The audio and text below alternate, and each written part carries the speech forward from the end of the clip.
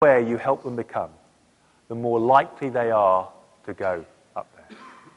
And if you keep working on self-awareness, life's cause and effect, because people become aware of who they really are, they tend to go higher. Now, we've mentioned lots of great people, haven't we? Gandhis and Mother Teresa's, and then you might go, but what's that got to do with business? So I want to answer a question that came up. I forgot I know it was from here. I've forgotten who actually asked it, but it was an important question, is what's the validity for this? Well, who's ever read Good to Great? Colin? Good to Great. He's got no model. He's just got empirical evidence. And he just looked at who were people that made a big difference. Now, all the classics in business he looked at. All the classics were GE and who's very well known, of course, Jack Welch and so forth. What he found that the people who actually had more of a practical impact were different. You know, Jack Welch did a good job. In this model, you'd probably describe him more as a manager, business manager, and he did a great job as a business manager. But this model says you can do much better than that. You can be a leader. And if you look at the people like Darwin Smith, who were identified out of it, I do recommend reading it. I get groups all the time, and they look at it and they say it's clear. Darwin Smith worked at the level of wisdom. They typically will say there were 11 leaders that he identified. Of course, nobody had ever heard of them because one of the key things about real leaders is they're humble. You look at Gandhi, his comment was, I'm no more than an average man. In fact, I'm not even as good as an average man. That does sound pretty humble. But all of these business leaders were very humble. They were not very aggressive or assertive. And yet their business results year on year were 1.86 times GE even. And they didn't even use acquisition. Now, if you compound that 15 times, that's a massive number. And so it's more evidence that this model would predict they would have a much better impact in every way than a Jack Welch, who had a very good impact, but they'd have a much bigger impact in every way, including financial, and that's exactly what was found in an independent study. So humility, right? Humility, critical. There's a lovely Talmud saying, you know, the Talmud, the Jewish book, says, wear a coat with 2 pockets. In one pocket, have a note that says, this world was made for me. In the other note, in the other pocket, have another note, pull it out, and have on it, I am nothing but dust and ashes. Humility is critical as a great leader, I'd suggest. And people like Darwin Smith, when he was asked, suddenly nobody realized. Because why? Because he didn't tell anybody. He doesn't write books. Jack Welch writes books because that's fine. He wants to impart his ability on people. But people like Darwin Smith don't write books, so nobody knew about him, even though he had been much more successful. And yet, when he was found out to be an example of great success, when he was interviewed, they said, what makes you a great leader? His reply, he actually looked befuddled for half a minute and then said, I don't know, maybe because I'm eccentric. Very different sort of We'll take one last question and then we move on. Could we go to Shubhradeep Guha? Yeah, sure. So I just wanted to, build on your focus on, say, outcomes. And there was a question earlier on results. I wanted to introduce the word influence, which is, for example, in most of the examples you gave right on top, on the top 4 levels, are primarily influential people who, long dead, have a fundamental influence in how we think and what people do. Yeah. And even in very tangible terms, could potentially bring entire populations, get them mobilized and all of that good, all the good things that come with it, which is also true in business outcomes. Now, what you've done is I love the frame because it gives it is answering the why. Thank you. But in leadership parlance, we have been battling the control versus influence. Yes. Do I need to have control over someone to get an outcome, or can I influence a bunch of people without having control and achieve that outcome? It's one of the great challenges I'd suggest as a leader, and the more senior, the bigger the challenge. No model will tell you the answer. If anybody says, I've got a model that tells you just do this and you'll be a great leader, walk away very quickly. But a model will help you use your judgment better to come up with a better answer. And I'm going to give you a very powerful example because I've showed you that problem, which I think, like everybody else, I don't think anybody here got 1 and 3 dead right, just 1 and 3. It's a very complex problem, but I'm going to show you a different way to look at it. Because if you have a frame, what is extremely difficult to do or make a good assessment on becomes obvious. But in terms of results, I wanted to give you Darwin Smith and these other 11. I suggest life's cause and effect. If you believe in science, then you've got to believe in that. And we want to work at the causal level. And I tried to answer that question, although I didn't announce I was answering on results, by giving you the example of Darwin Smith and good to great. Life's cause and effect. As a leader, you are one of the causes in the result of the results of your company. There are other things as well, but you're one significant cause. If you operate at higher levels more often, you are likely to get better results. All the easy answers you already know. We're not here to talk about the easy answers because you know that. But I'll give you one classic that comes straight from that. Is that it is a finding by Colonel Keebles, who fought in the Falkland Islands War. Who's heard of the Falkland Islands War? Horrible war, as all wars are, and ended up with brutal hand-to-hand fighting. Because you say, with a modern weapon, why do you bother to bayonet the person? Well, you run out of bullets. And I know people who are there. And so the Argentinian guy was trying to take the guy's head off with a spade, and the other guy trying to bayonet him. It's horrible stuff. Now, after that extreme experience, he came away and he said a simple word, or a simple line. He said, managers manipulate, leaders love. You have no choice. If you want to lead your people, you must love them. That comes from the model. If you don't love them, you can't lead them. You can manage them, and sometimes people are very hard to love. I'm not telling you who you should love. And it's big L love. Notice, not romantic love. What level is romantic love? Pleasure. Notice when we start getting interested in romantic love. Adolescence. It's great fun, isn't it? But it is, for me, it's the feelings for me. Big L love. Altruistic love is what we're talking about. So you must love your people to lead them. And it's only a thing that you can ask yourself. And if you don't love them, and some people are hard to love for sure, the question is, why not? And should you be leading them? So that's one very important principle to take away with, I'd suggest. Mark, yeah. We have 20 minutes. Yep. We'll take 2 questions okay. and move on. No problem. 20 minutes. Can I go to Amit, please? Yeah. See, in today's scenario, leadership, obviously the top leaders' influence is pretty high on the organizations, but it is also important that how you inculcate in the below teams and develop those traits in them, and then make sure that they remain at a higher level, longer period and consistently.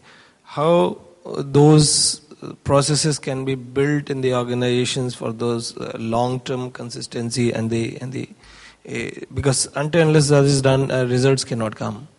Thank you for that question. It's just spot on because it raises a couple of points I do want to share. One is, I suggest to you one of your key jobs as a CEO and a senior leader is to create leaders below you. That's one of your key jobs. And for an organization, the sort of American model of one great leader and you'll have a great organization, we know is a very poor understanding of how to run an organization. A successful organization needs great leadership at every level all the way down. Some of the best leadership I ever experienced in the army was from one of my corporals.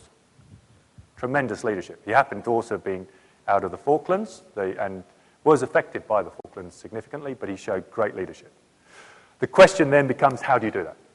Well, life's cause and effect. If you work hard to be at the higher levels more often, then the people you touch will tend to be drawn up higher.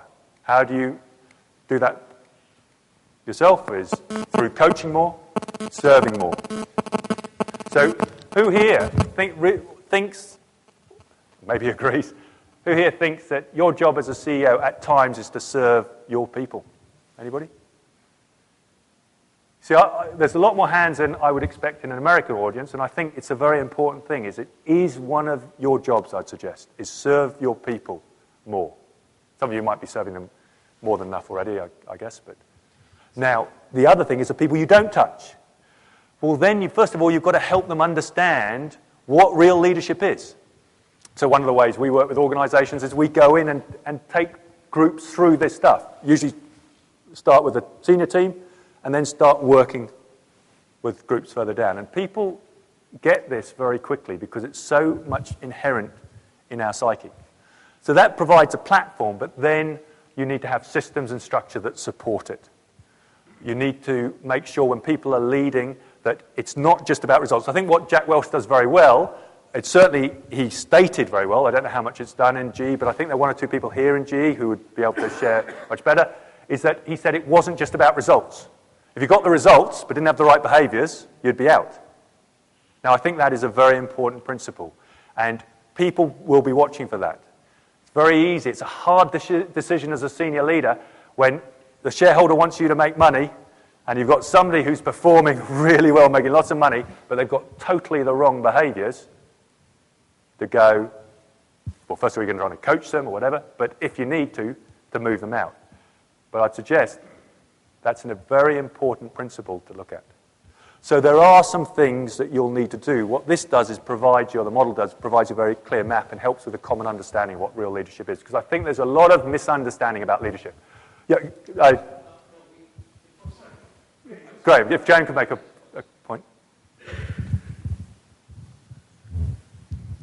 Having worked with Mark as the CEO of McCormick Foods until I retired last year, I think the whole thing as a CEO is we get pulled down by the numbers, and you know, business is pretty tough in any country at the present stage.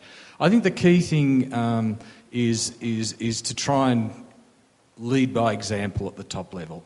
I think that's really the critical part, and you've just got to, in amongst all the pressures of business, you've just got to go there, because Mark's observation on cause and effect is very, very true. And going to the observation made before, it is actually, as well as being at leadership at all levels, it's actually creating a leadership culture in the business.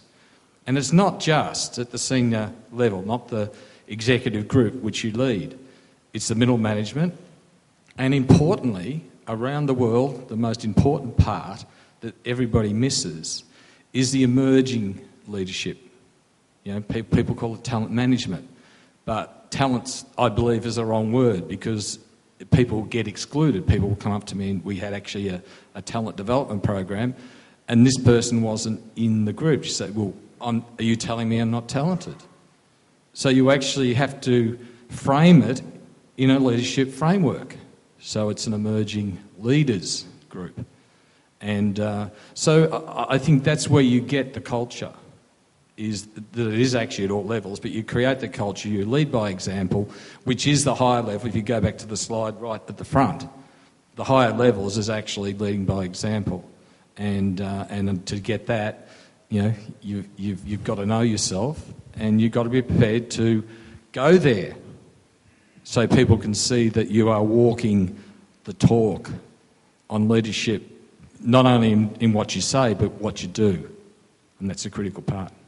Actually, real conflict comes from the reward and recognition process, which usually conflicts with the consistency of the leadership traits being given below. Because inter-team conflicts or inter-team competitions sometimes does not allow people to maintain that courage and compassion and serving level. So how to tackle that? Well, this is a key thing, because the structure and the system, the environment affects the level you're at, as we talked about already. So you want to be very careful. Simplistically, inter-team competition sounds a good idea. Raise everybody's performance. What level does it tend to take people to? Okay. What level? Maybe one if they're feeling under threat, but typically, what level's competition at? Power, thank you very much. It takes you to level 3. You want to be careful, because maybe you could help them be at a much higher level. So it helps us avoid simplistic answers, which may not lead us, which look good initially, but may not lead us where we want to go. Mark, we only have 10 minutes. Okay, no problem. I want to take Peter's question, sorry. yes. Just a question. Assuming that you set out to build an organization following your leadership model, yeah. And what I'm assuming is not everybody is going to be the boss, but everybody should have these leadership traits. That's what you should aspire to build in this organization. So if you're recruiting people, are there basic traits that you should be looking for in people that are more likely to be able to be developed following this model? Or is it a case of some people in the organization will have these leadership traits, but other people will be maybe great at doing the job, and that's it? Okay. Let me try and answer it very simply, and that is, this model says it applies to any human being.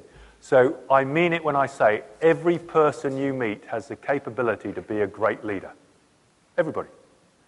The question is, for them, do they want to go up there?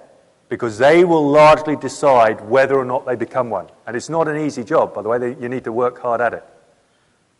So when you're selecting somebody, we often select on intelligence and capability. Another key aspect when it comes leader is selecting on how much do they care about other people. Well, there's a novel idea. It's how much does a person really care about another human being? Because if they don't care, maybe later in life they will care, especially as we get older, hopefully we care a bit more. But if they already care, that's a good basis. And by the way, we had the discussion yesterday about emotional intelligence. Emotional intelligence is not about being nice. Being nice is fantastic. But that's not what emotional intelligence is about. It's about being able to create strong relationships. So you do want to look for people who have the ability to create relationships as a start. So that would be another factor in your selection. Does that sort of answer your question, Peter? The other thing, guys, is how much in Indian culture can you say as a CEO to your people, by the way, I'm not a perfect leader, I need to improve my leadership as well? Who can say that to their people? I mean, because it's true, we've just accepted it's true, who can say it? I think it's very important to try and set up the situation so you can say that to your people. Because that's reality. Yeah. You've all agreed, and of course it's reality. All of us could be better leaders. I'm not saying you're not very good leaders now. I'm not saying that. I'm just saying, however good you are, you clearly could be better. It's very important to be part of the process. And not just formally, but maybe also, well, informally, your people can be helped by having an understanding like this, but then putting them on a real job as a team, on a project, to develop those skills. Can I just come to one point, which is really an end point, because I'm conscious of time, and you've been very gracious in the amount of time you've left me. Well, I can go here. One of the exciting things about working in India is, of course, a completely different philosophy and experience comes to the same 7 levels. Who here has heard of the chakras? Thank you very much. The chakras. In Western countries, almost nobody ever knows the chakras in business. Outside business, actually, quite a few people are fascinated by it. But in business, I ask who knows the chakras. If I get 1 person in 70, I'm doing well. What's exciting here is you know the chakras so well. But the chakras, I came up with it totally theoretically from many years' research and experience outside the chakras, and the chakras come up with exactly the same 7 levels. But why does a good model potentially help? No model will tell you the answer, but it helps you be more intelligent, and significantly so, if it's a good model. By the way, if it's a bad model, it makes you more stupid. Do not use bad leadership models. But let me give you an example. This is another problem. You'll see it looks fairly similar.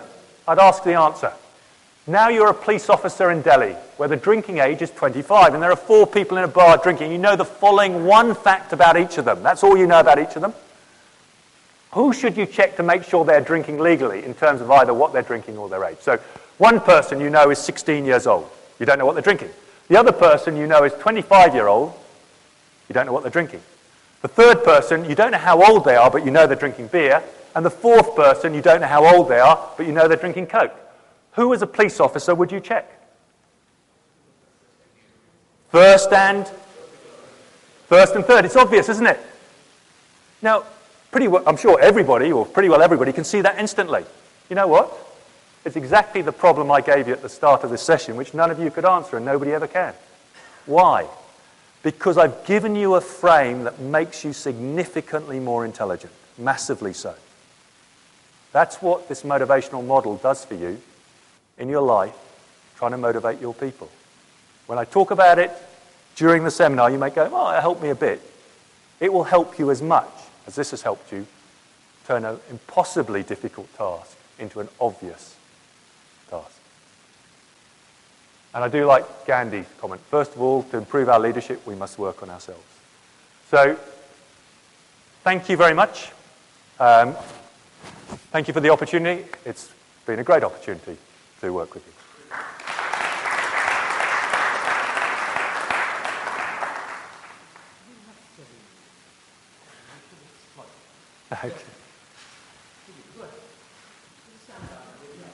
Yes. The first question I actually had was about inspirational leadership, and I think you answered that. If you reach absolutely at the top level, you become an inspirational leader. Typically. But many times during the course, you actually talked about the fact that you can train leaders, teach leadership. All the 4 top levels, top qualities. Yes. I just have a question that how do you teach those qualities? Those are very much which are inherent in people. So the big question which is asked in many leadership courses are leaders born or can they be created? Yes. And that was where, thank you for that question, that was where I started with born and bred. The evidence is overwhelming. Even in the army, which if anybody's going to think it's born, it'd be the army. No, it's not. All leadership is built, is bred, is developed. Some people might start further ahead than others. By the way, genetically, we know leadership is no more than 30% maximum genetically defined. And that's probably way too high anyway. More than twice as much at least is developed. What affects the development? The family I have, the culture I'm in, the experiences I have, the training I have. It's massive potential to be developed. On your point about they look very much inherent. Well, service. Everybody here, I never need to teach people to serve because you can all serve. The problem is we don't notice it. And it's learning to be more alert to noticing it, and that's very trainable. Gallantry, not very trainable, guys, but it's also not very relevant in the business. Coaching, well, it's highly trainable, and that's what we take people through these 7 days, a 7-day over 6 to 12 months of modules, which using this model, we give them huge insights into themselves and help them to be much better at coaching or teaching in the Indian tradition, teaching others. Highly trainable. Now, everybody can improve that significantly, I'd say, no matter how good they are at coaching. Inspiration, not highly trainable. The funny thing is, life's cause and effect. And when we work with people, some people grab this so much, you see it having a significant change in their life. I have a number of people, and Graham might want to share some of his people, some of the examples from his people, but I ran one sort of interaction for Graham's team, and 12 people, I think it was 5 of them phoned you afterwards and said it changed their lives. And often people say at home, actually. And so you can give people a double whammy. Why not help them in both their personal and professional lives? Because as long as you deal with another human being, leadership helps. Some people go, I'm married, I don't deal with a human being. But for those of us who are married to a human being, it helps. Can you comment, Graham, on how it helped you?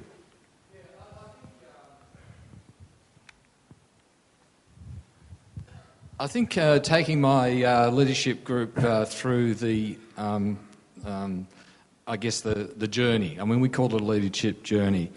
And I was part of that. And just because you're the CEO doesn't mean you're the best leader. So when you do these sorts of programs, I would encourage you highly to get involved and actually do it.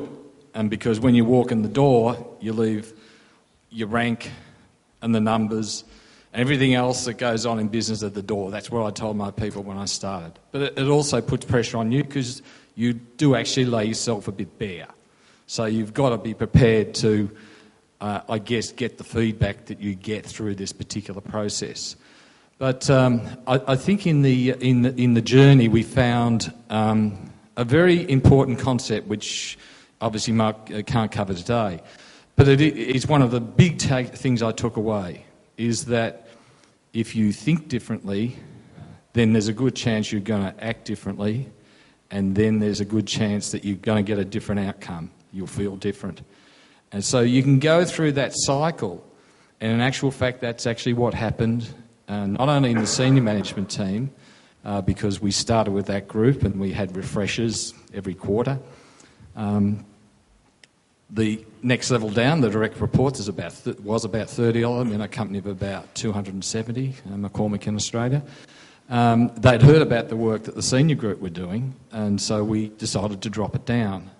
We created 3 multi-functional groups and did the same thing, took those people on the same journey. And that was still the biggest thing. It makes you think differently. And to think differently, unless you act differently, then nothing is fundamentally going to change. So that's probably one of the most powerful points, but beside all the learning around leadership and self-awareness and how you apply it and how you lead by example and stuff like that. That was probably the most powerful thing. Think differently, act differently, you'll get a different outcome, you'll feel better, and you repeat the cycle. Thank you. That will have to be the last question, and we'll have to close. Go ahead. Wait for the mic. Also maintain consistency in the leadership. How to maintain consistency? Yeah. I think it's important to have feedback and listen. I guess in some cultures it's harder for that to be accepted because there is a high power distance in the Indian culture. I think on one side, the Indian culture is so great because it's such a strong focus on relationships, which opens up for better leadership. The thing that works against it is, if you look at Hofstede's work, it's got a very high power distance number. Australia, America about 40, India's about 80. Every 10 points is a massive difference. Now that works against leadership because it's hierarchy driven. By the way, it reduces innovation, and nothing fails like success. I sometimes have people go, why do we need this stuff? Because we're successful. And I say, yeah, because nothing fails like success, as we've seen with the GFC and other things. Is breaking that down. Now, I know it's always hard because the culture is the water we swim in. Being open and asking people genuinely to tell you the bad news, tell you what you need to do better. Because we get distracted, we get things that help pull us down. And remember, nothing wrong. We have to be at lower states at times. But as a leader, and leading by example, it's spending more time at the higher levels. So that would be one important way. And understanding this stuff more is another way. And around that feedback theme, just quickly, again, another powerful thing that I use a lot, and I'm now, since I'm retired, doing a lot of executive coaching.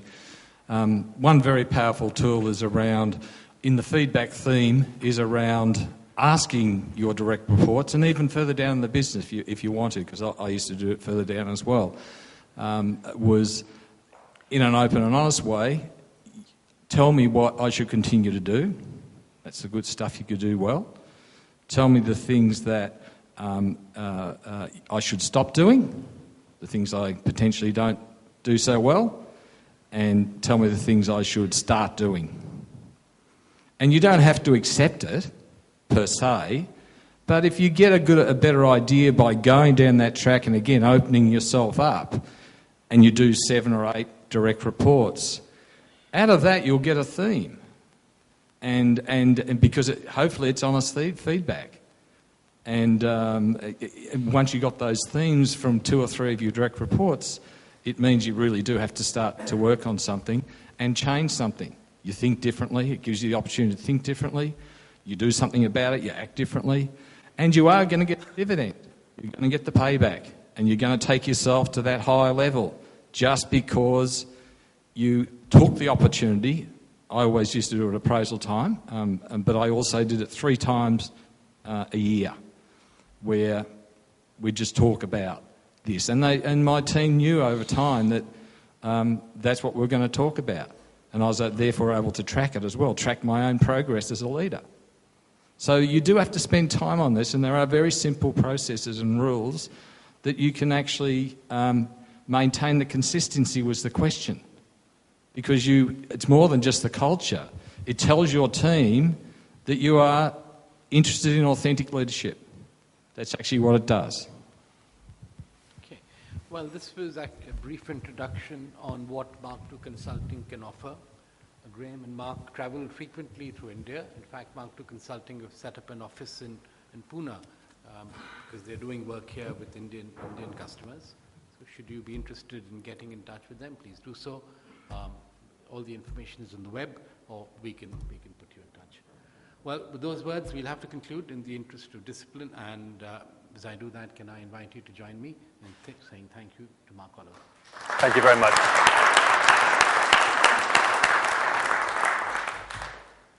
Thank you. Thank you.